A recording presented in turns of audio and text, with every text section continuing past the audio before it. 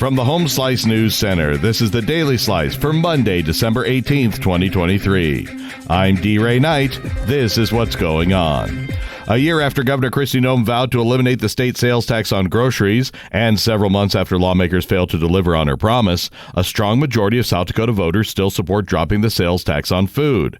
A new statewide poll co-sponsored by the South Dakota News Watch showed that 61% of registered voters support a proposed statewide ballot measure that would eliminate the 4.2% state sales tax on groceries. While 29% of overall voters opposed the cut, 10% were undecided. The poll showed a majority of support for eliminating the tax among Democrats, Republicans, and independent no-party affiliation voters across the state. A wrong-way car crash claimed a life over the weekend. Amy Rose has the story. One person died Saturday morning in a two-vehicle crash in Pennington County. The Highway Patrol says a Toyota Corolla was traveling the wrong way in the eastbound lane of I-90 near mile marker 111 when it collided head-on with a Honda Odyssey. The crash claimed the life of the driver of the Toyota, while the driver of the Honda sustained life-threatening injuries. A passenger in the Honda was also seriously hurt. The names of the persons involved have not been released pending notification of family members. All three people were wearing seatbelts. In news from the nation and the world, U.S. Defense Secretary Lloyd Austin is expected to press Israel to wind down major combat operations in Gaza on a visit to the region today. It is the latest test of whether the U.S. can leverage its unwavering support for the offensive to blunt its devastating impact on Palestinian civilians. France, the U.K., and Germany joined global calls for a ceasefire over the weekend, and Israeli protesters have demanded the government relaunch talks with Hamas on releasing more hostages after 3 were mistakenly killed by Israeli troops. Prime Minister Benjamin Netanyahu has insisted that Israel will keep fighting until it removes Hamas from power, crushes its still formidable military capabilities, and returns the dozens of hostages still held by the group after its October 7th attack.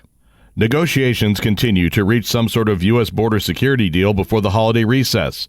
Amy Rose has more. Time slipping. White House and Senate negotiators struggled Sunday to reach a U.S. border security deal that would unlock President Joe Biden's request for billions of dollars worth of military aid for Ukraine and other national security needs before senators leave town for the holiday recess. The Biden administration, which is becoming more deeply involved in the talks, is facing pressure from all sides over any deal. Negotiators insist they're making progress, but a hoped-for framework did not emerge. Republican leaders signaled that without a bill, an upcoming procedural vote would likely fail. Nikki Haley has denounced Republican presidential rival Ron DeSantis in Iowa for campaigning in the state with Kentucky Representative Thomas Massie.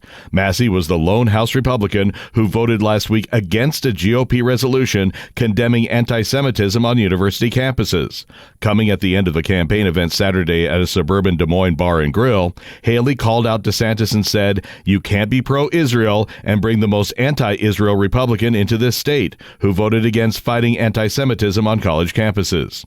Her criticism of DeSantis marks the increased pressure for the two to emerge from Iowa as the stronger alternative to former President Donald Trump. Your weather forecast from the Home Slice Weather Center. Sunshine and 54 today, low tonight 34. And that was your Daily Slice for Monday, December 18th, 2023. The Daily Slice is a production of Home Slice Media Group, hosted by D-Ray Knight with Amy Rose. Executive producer Mark Houston. Engineered by Chris Jaquess. I'm D-Ray Knight. Have a great day.